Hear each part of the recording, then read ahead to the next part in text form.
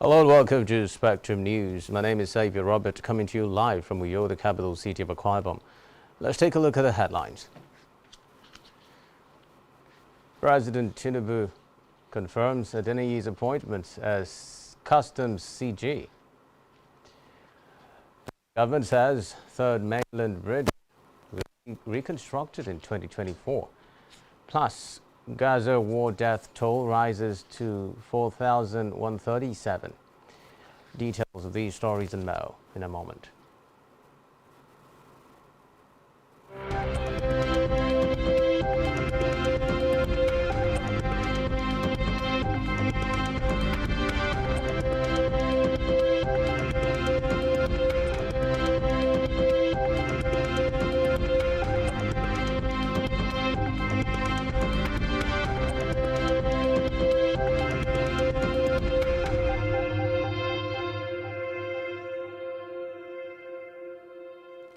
First in the news, President Bola Tinubu has approved the confirmation of Adewale Adeniyi as Substantive Controller General of the Nigeria Customs Service (NCS). A statement issued by the Director of Information in the Office of the Secretary to the Government of the Federation (OSGF), Willie Bassi, said Adeniyi's appointment takes effect from October 19, 2023. President Tinubu appointed a new Controller General of Customs on June 19, 2023 in an acting capacity to replace his predecessor, Colonel Hamid Ali. Meanwhile, President Tinubu has approved the 35,000 Naira wage award for civil servants to cushion the effects of fuel subsidy removal. This was disclosed in a memorandum issued by the Chairman and Chief Executive Officer of the National Salaries, Incomes and Wages Commission, (ECWONTA). According to the memorandum, all federal civil servants are beneficiaries of the wage award, which took effect from September 1, 2023.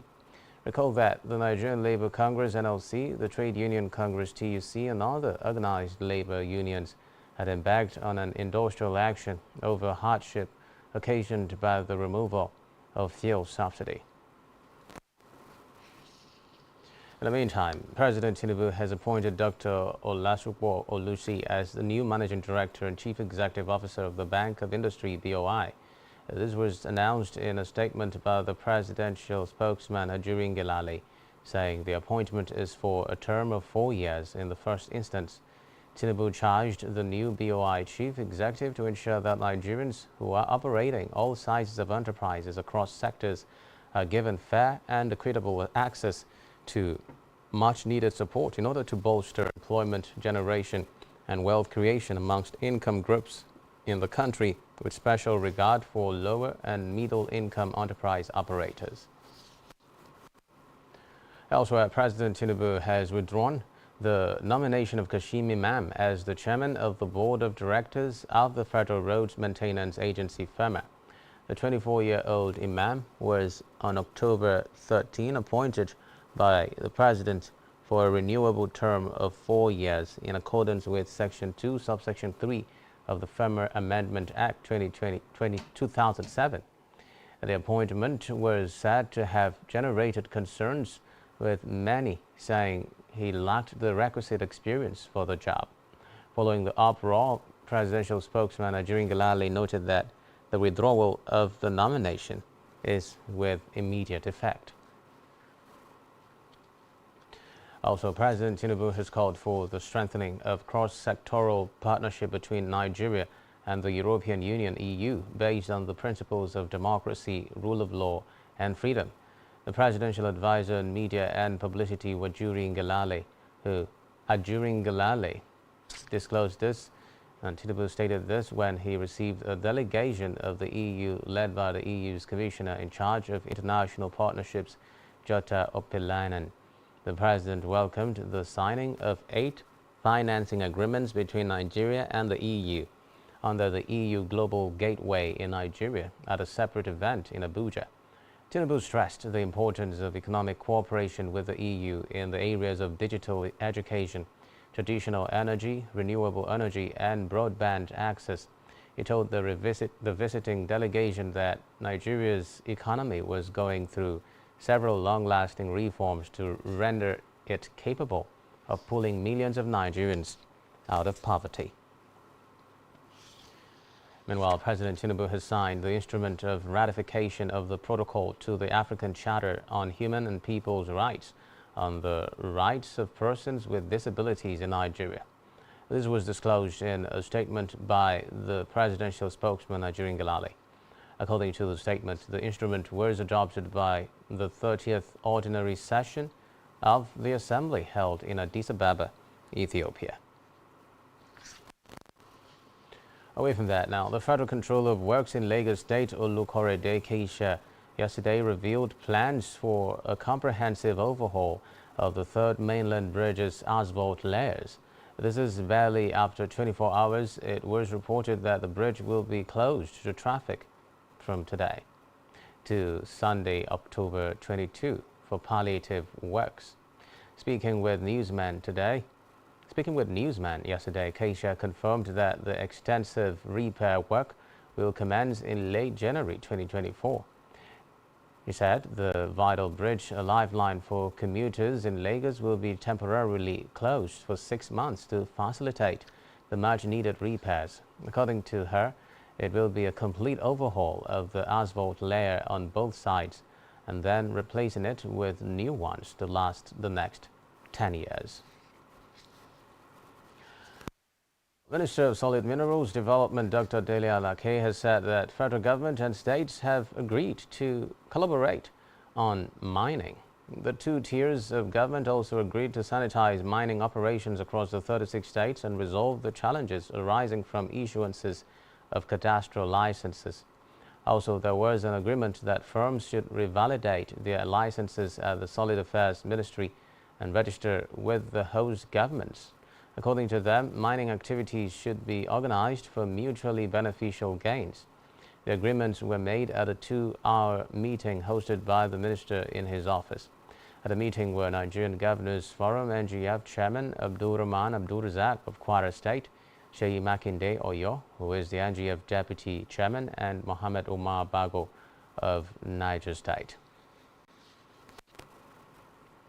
Moving on to a sad development now, where Nigeria's ambassador to Morocco, Mansour Nuhu Bamali, has been reported dead. Bamali, who was appointed by former President Muhammadu Buhari last year, was also the Magajin Garin Zazo and biological younger brother to the Emir of Zazo in Kaduna. A statement by the media and publicity officer of the Zazo Emirate Council said Mansour Nuhu Bamali died at a private hospital in Lagos while on transit to Morocco. According to the statement, funeral prayers will be announced later. From the Green Chambers now, the member representing Akwanga, Wamba and Nasarawa Egon constituency in the House of Representatives, Jeremiah Umaru, has expressed concerns over the surge in kidnapping activities in Nasarawa State. Umaru raised the alarm over the security situation in the state during the plenary. Calling for urgent attention in tackling the problem, he lamented that the state is gradually transforming into a sanctuary for armed criminals and kidnappers. According to him, the situation is posing a significant threat to the safety of residents of the state. In its resolution, the House of Representatives urged the federal government to establish permanent security formations to strengthen security in the state. On to judicial matters now, where the Supreme Court has fixed Monday, October 23 for hearing in the appeal by the presidential candidate of the People's Democratic Party, PDP, Atiku Abubakar, seeking the nullification of President Bola Tinubu's victory at the presidential election. The Apex Court will same day hear the motion by Atiku seeking to bring fresh evidence to prove that President Tinubu submitted forged certificate to the Independent National Electoral Commission, INEC. In a hearing notice, the Apex Court fixed 9 a.m. of the date for Atiku's lawyers and those of President Tinubu to address its panel of 7 justices on whether it has powers to grant the request. Also billed to address the court on the contentious request are lawyers from the All Progressives Congress APC and the Independent National Electoral Commission INEC, who are joint respondents in the motion. Meanwhile, the Court of Appeal sitting in Abuja yesterday declined to sack the member of the House of Representatives for Askira Uba Hawul Federal Constituency of Borno State, Dr. Midala Balami. The Appellate Court, in a unanimous decision by a three-member panel of justices, dismissed an appeal that was brought before it by the All Progressives Congress APC and its candidate, Tafaya Asaria. The court held that it found no reason to set aside the judgment of the Borno State National Assembly Election Petition Tribunal, which affirmed the PDP candidate as a valid winner of the House of Representatives election that held in the constituency on February 25. The Independent National Electoral Commission (INEC) had declared that Balami secured a total of 28,820 votes to defeat his closest opponent, Asaria of the PDP, who polled a total of 25,383 votes. Dissatisfied with the outcome of the election, the APC and its candidate lodged a three-ground petition at the tribunal, insisting that Balami was not a valid candidate in the election. The petitioners, among other things, contended that the primary election the PDP conducted, which produced Balami as its candidate, was done in breach of an order of the Supreme Court.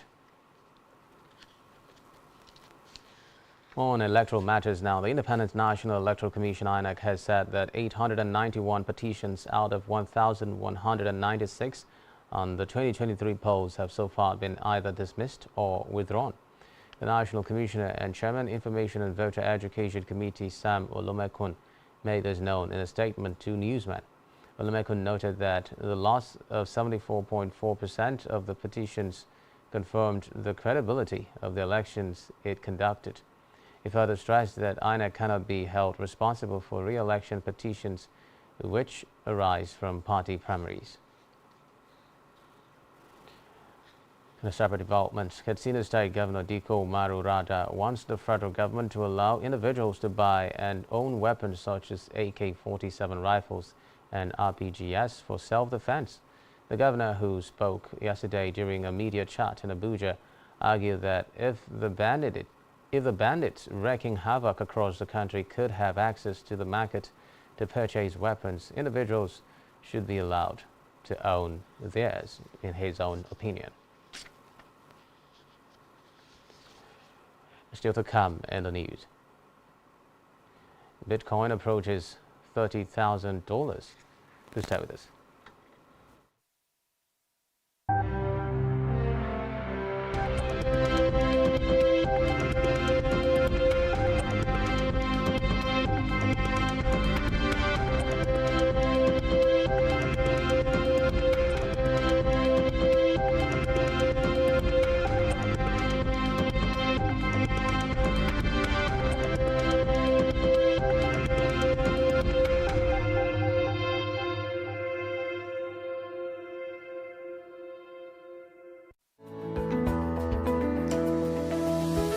Business exists only to meet the needs of the people, but there's an extra advantage if your product and services are pitched on a platform that gives you the added advantage over your competitors. For your desired return on investment and so much more, advertise on Spectrum Television, on StarTime's DTH Channel 421 and on free-to-air with a frequency of 12733. Spectrum Television, broadening your horizon.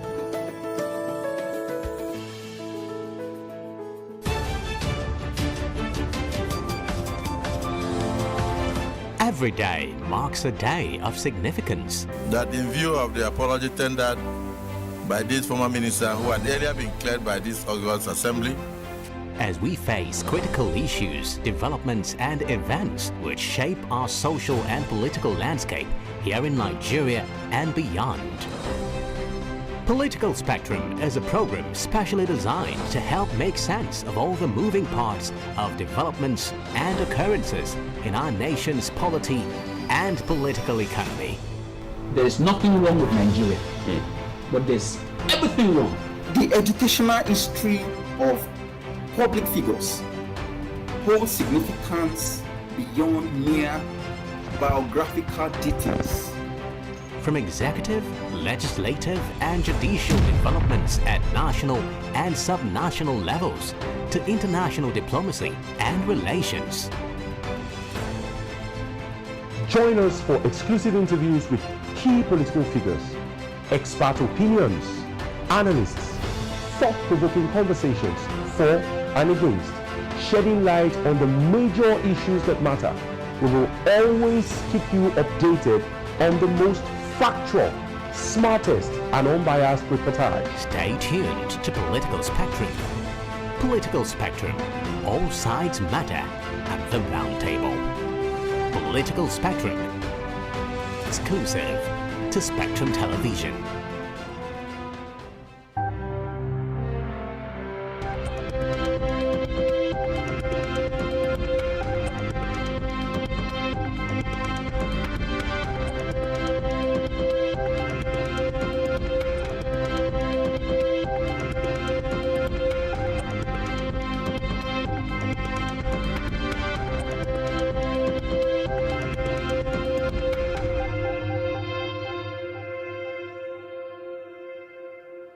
Many thanks for staying tuned as we bring you up to speed with the rest of the news. Moving on to Africa, the U.S. has urged Sudan's paramilitary rapid support forces RSF to stop shelling residential areas, saying it was deepening the suffering of the Sudanese people. According to the UN, the RSF and the Sudanese military have been fighting since April in a conflict that has killed more than 5,000 people and displaced over 5 million from their homes.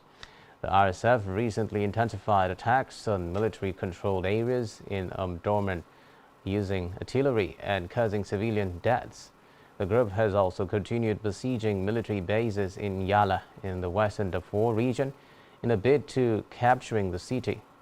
The U.S. reiterated its call for the RSF and the Sudan Armed Forces SAF to immediately stop the fighting and resume talks to end the conflict. Still in Africa, Zambia's government has evacuated 77 nationals from Israel amid the ongoing conflict between Israel and the Palestinian Hamas militants. The Zambia's Foreign Minister Stanley Kakubo said the evacuees include 72 students, noting that 172 Zambians, including 143 students, live in Israel, but some had declined the government's evacuation offer and opted to stay behind. Kakubo assured those who chose to remain in Israel that the ministry will maintain close collaboration with the Zambian embassy and Israeli Foreign Ministry to take necessary actions that will ensure their continued safety. Meanwhile, South Africa's President Cyril Ramaphosa is set to attend a peace summit in Cairo today to discuss how to bring an end to the Israeli-Gaza conflict. According to the South African presidency, in a statement, he was invited by Egypt's president to join the talks, which will cover the escalation of conflict in Israel and the Gaza Strip, the urgent need for humanitarian support, and make a call for the resumption of the peace process. He said that Ramaphosa was deeply concerned about the attacks on civilians, the displacement of people, and the humanitarian crisis in the Gaza Strip. The South African leader had earlier said he was ready to mediate in the conflict between Israel and the Palestinian territories. He said his nation could draw on its experience of conflict resolution in Africa and beyond.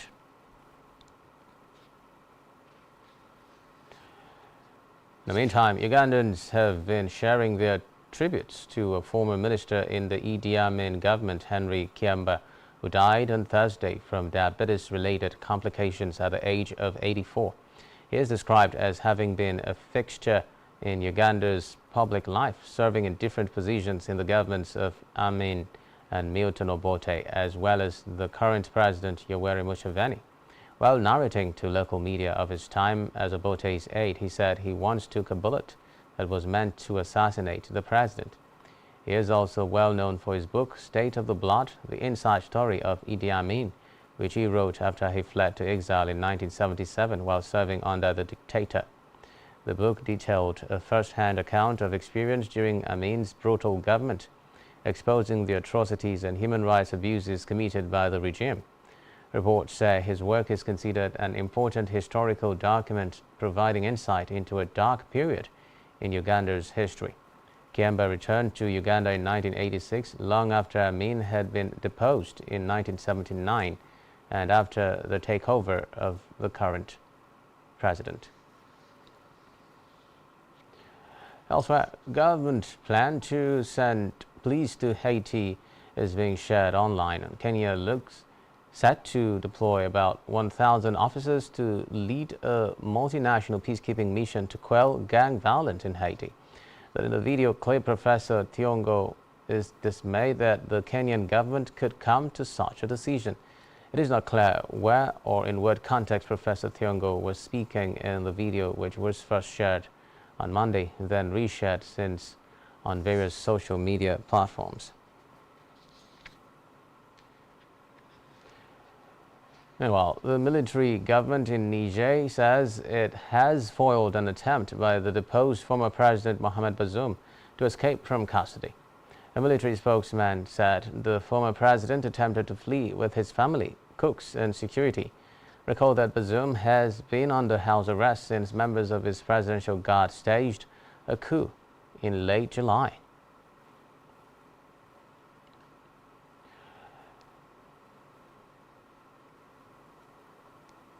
Still in Africa, a dengue fever epidemic has been declared in Burkina Faso by the National Health Ministry, with a notable surge in deaths and new cases recorded last week. The virus is transmitted by infected mosquitoes biting humans. Warming climates provide an environment in which the insects thrive. Reports say more than 200 people have died this year in what is Burkina Faso's most deadly outbreak in recent years. Meanwhile, people are being urged to make use of free testing facilities and screenings. On the foreign scene now, Haitian police have arrested a former Justice Ministry official suspected of ordering the assassination of President Jovenel Moïse. Reports say Joseph Badio was caught as he was driving out of a supermarket car park in the capital Port-au-Prince after some of the hitmen arrested hours after the killing alleged that Badio had given them their orders. Recall that since the late President Moïse was murdered in his bedroom by Colombian mercenaries in 2021, most have since been arrested or killed. His death threw Haiti into a prolonged political crisis that led to unprecedented levels of lawlessness.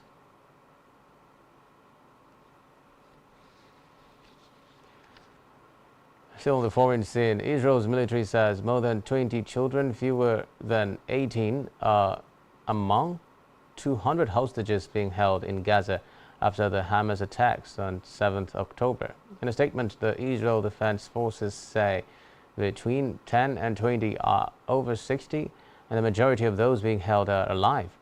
The names of the children were also released by the ministry.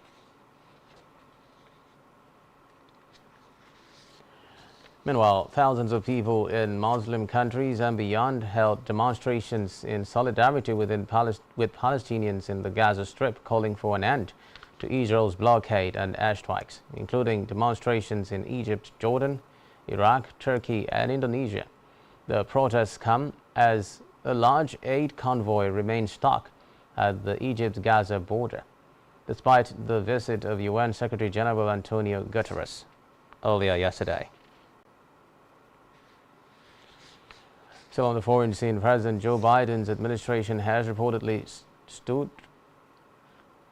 stands poised to request $105 billion in funding from Congress to deliver aid and resources to Ukraine and Israel, as both countries are embroiled in domestic wars. Reports say the request includes $14 billion to Israel, which officials say reflects requests Biden received while traveling to the region. In a related development, the Hamas-controlled health ministry yesterday said at least 4,137 people have been killed in the Gaza Strip since Israel began bombarding the Palestinian enclave. The ministry said another 13,162 people have been wounded in the Israeli strikes which have been ongoing since October 7. According to the ministry, among those killed were 16 people who died at the compound of Greek Orthodox Church of Saint Porphyrios in Gaza City late on Thursday. According to NGO Cassius Internationalis, in a statement, around 500 people had taken refuge at the church, including 5 members of Caritas staff, along with their families. It said at least 17 people were killed and others are still under rubble.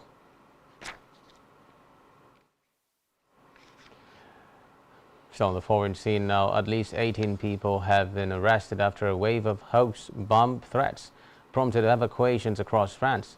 The Palace of Versailles, the Louvre, as well as schools, airports and hospitals have all been targeted. According to authorities, those behind the disruption are mostly minors.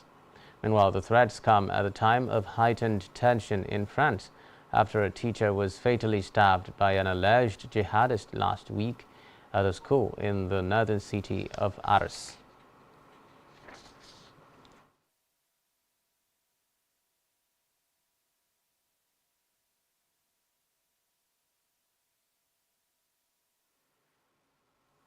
Now in business, Bitcoin touched the $30,000 mark, the highest in 3 months, supported by the growing likelihood of the introduction of a spot Bitcoin ETF in the U.S. Multiple exchange-traded funds ETF providers amended their filings for approval of the funds, adding to pressure for the Securities and Exchange Commission to approve the long-awaited launch of such assets. The developments built on hopes of the ETF's approval as the Securities and Exchange Commission refrained from contesting a court ruling that it was wrong in rejecting Grayscale Investments' application to convert its $16.7 billion Bitcoin trust into an ETF.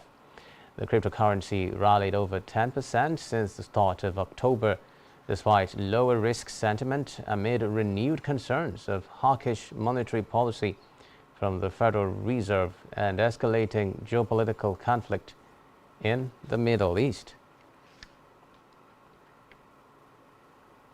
Still on business news, new levies introduced last week in the oil industry by the federal government have triggered condemnation from stakeholders in the country. The Department of Petroleum Resources, DPR, now known as Nigerian Midstream and Downstream Petroleum Regulatory Authority, announced the new levies, described by many as untimely when Nigerians are currently grappling with socio-economic challenges imposed on them by the removal of fuel subsidy.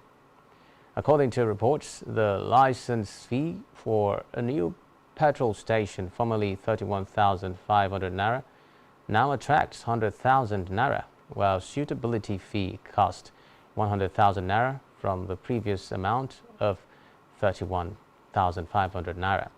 Leak test, which formerly cost 31,500 naira per tank without consultant charges, now attracts 150,000 naira per tank, and about 2 million naira for renewal of license whether the petrol station is functional or not, among other levies imposed by the regulatory authority. In a separate development, major stock indexes around the world were lower yesterday amid concerns about an escalation in the Middle East conflict, elevated bond yields and mixed corporate results. In the U.S., the S&P 500 and the Nasdaq lost about 1%, and the Dow Jones fell 180 points. In Europe, the DAX retreated to a 7-month low, and the pan-European Stoxx 600 reached its lowest level in 9 months. Still to come in the news. Newcastle buzz Eddie Howe confirms midfielder available to face Crystal Palace. To stay with us.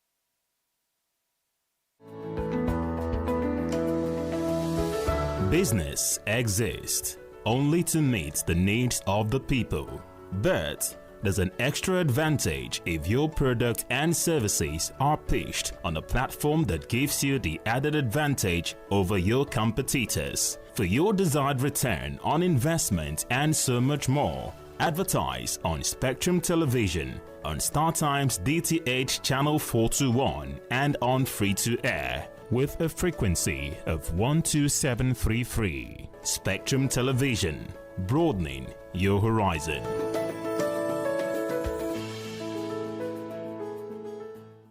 Every society is premised on the quality of relationships forged by its inhabitants. The health of these relationships determines how well people, relationships, organizations thrive and how long they stick together. Join Uyai Anyekan on Connect every Wednesday from 6 p.m. to 6:30 p.m. and on Sunday 2:30 to 3 p.m. on Channel 421 on Star Times to catch all the conversations, interviews, real stories and how to navigate relationships and family life in the 21st century. Real people, real faces, real stories. Connect live on Spectrum Television.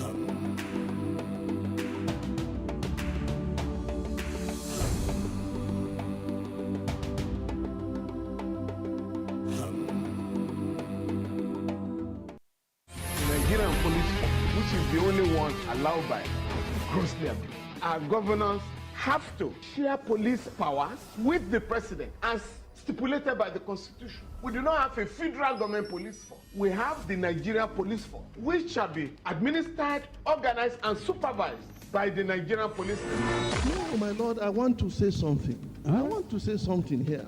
Perhaps it might also enlarge the scope of people who should be invited here for examination. My lord, if we cannot find those who literally murdered Abiola, who are those people who could be said to be the beneficiaries of the death of Abiola? Rogers has linked you with some of the killings he did. He never did.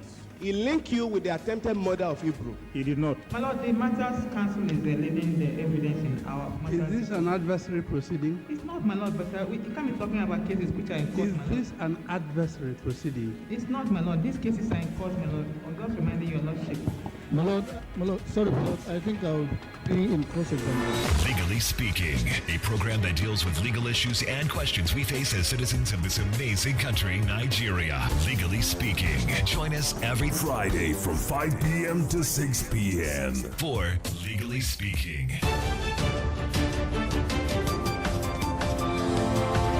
Every day marks a day of significance. That in view of the apology tendered by this former minister who had earlier been cleared by this August Assembly, as we face critical issues, developments and events which shape our social and political landscape here in Nigeria and beyond. Political Spectrum is a program specially designed to help make sense of all the moving parts of developments and occurrences in our nation's polity and political economy. There is nothing wrong with Nigeria, but there's everything wrong. The educational history of public figures holds significance beyond mere biographical details. From executive, legislative and judicial developments at national and subnational levels to international diplomacy and relations.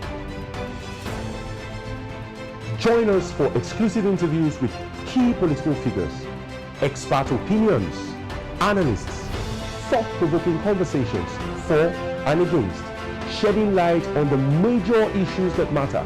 We will always keep you updated on the most factual, smartest and unbiased reportage. Stay tuned to Political Spectrum. Political Spectrum. All sides matter at the round table. Political Spectrum. Exclusive to Spectrum Television.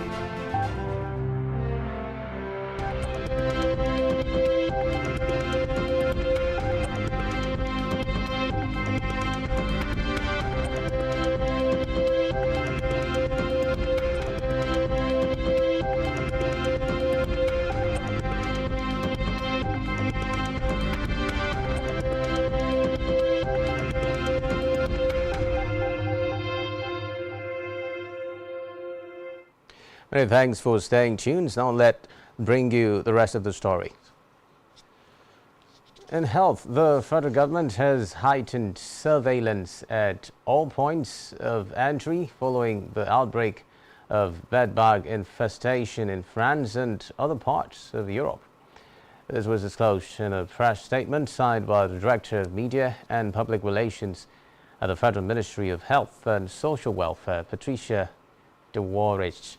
The Coordinating Minister of Health and Social Welfare, Professor Ali Pate, however, noted that the ministry remains committed to ensuring that appropriate public measures and responses are put in place to contain bedbug infestation nationwide.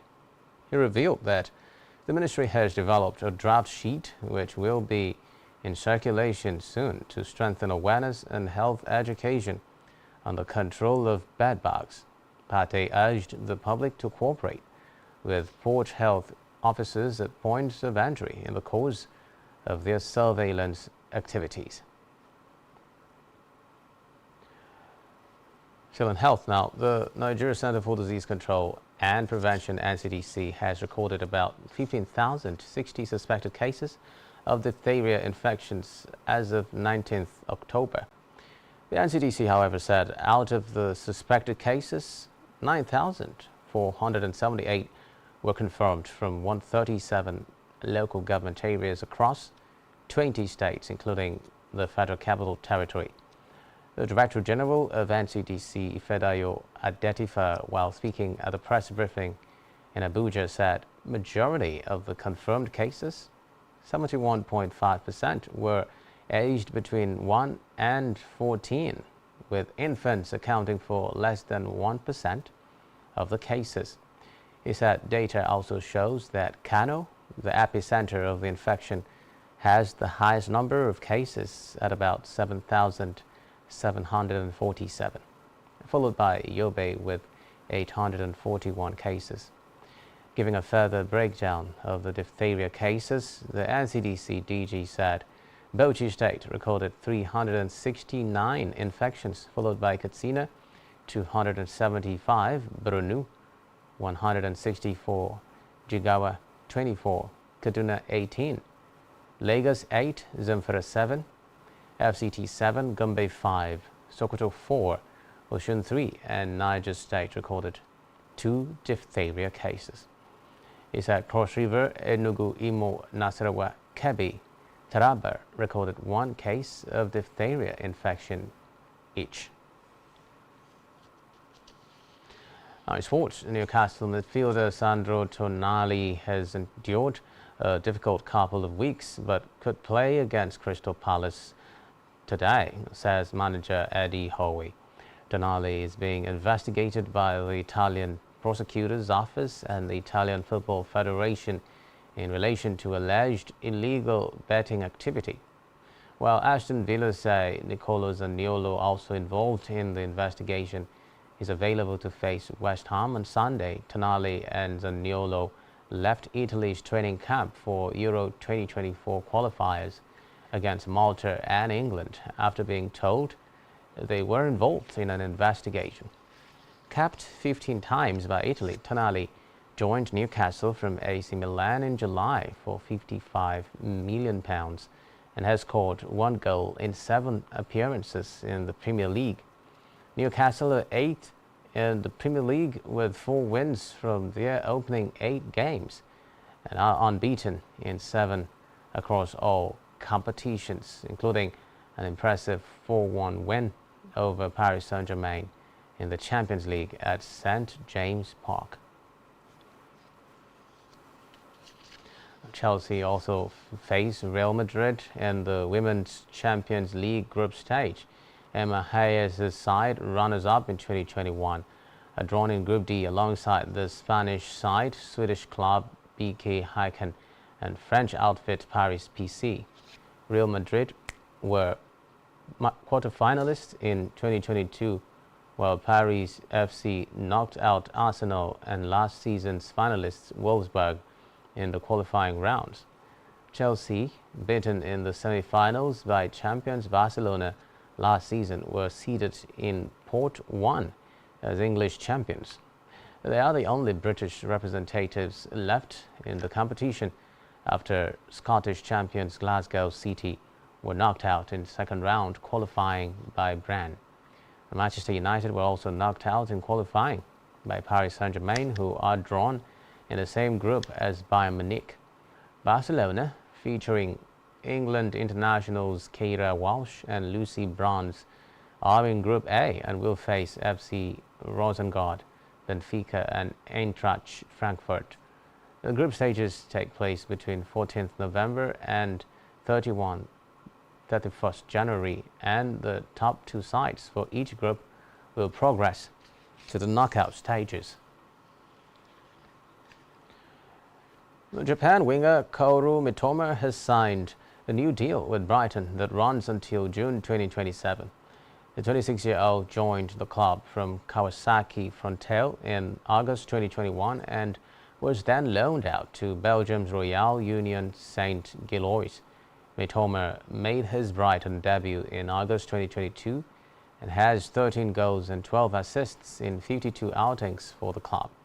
Mitoma scored 7 league goals and registered 5 assists last season to help Brighton finish 6th in the Premier League, as they also secured qualification for the Europa League group stage. He has 3 goals and 3 assists in 8 top flight appearances during the present campaign. And on entertainment news, Will Smith has called his relationship with his estranged wife Jada a sloppy public experiment in unconditional love. Speaking during Jada's book talk, Will described their love was beautiful, a combination of brutal and beautiful, stating that his wife had been there for him since the early days of his acting career. Speaking further, the actor said he is happier than he has ever been in his entire life and has achieved a lot too. He further affirmed that he will keep showing up for her and supporting her for the rest of his life. Still on entertainment, American rapper Megan Thee Stallion's 3-year legal battle with her record label 1501 Certified and its boss Carl Crawford is now over. Reports say Megan and 1501 have mutually reached a confidential settlement to resolve their legal differences. Recall that the rapper first filed a lawsuit against 1501 Certified Entertainment in 2020, claiming they were stopping her from releasing music. Meanwhile, American singer Pink has announced that she will be stepping away from her tour for some time as she has a respiratory infection. Pink shared the health update on social media, revealing her diagnosis and saying a doctor advised her to take a step back from performing. The singer also said she is postponing her upcoming shows in Vancouver and will reschedule another date when she feels better. And lastly, on entertainment, Nigerian skit maker Adebowale Adedeyo, popularly known as Mr. Macaroni, and other Nigerians gathered at Lekki Toll Gate in Lagos yesterday to mark the 3rd anniversary of the shootings that happened during the End SARS protests on October 20, 2020. Meanwhile, there was a heavy presence of police officers at the Lekki Toll Gate. Reports say Lagos State Commissioner of Police Idowu Owohunwa and other top police officers were also in the area. Recall that End SARS protests was a public outcry for an end to police brutality, extrajudicial killings, extortion, and abuse of power, especially by officers of the defunct Special Anti-Robbery Squad, SARS. The protest, which started off peacefully, led to the disbandment of SARS by the federal government of Nigeria. The protest, however, turned violent as hoodlums took advantage of the situation, burned police stations and public facilities, and carried out attacks on officers and citizens. The protest was brought to a halt on October 20 when officers of the Nigerian Army shot at the protesters, killing and injuring some of the mostly youth protesters, according to reports that surfaced.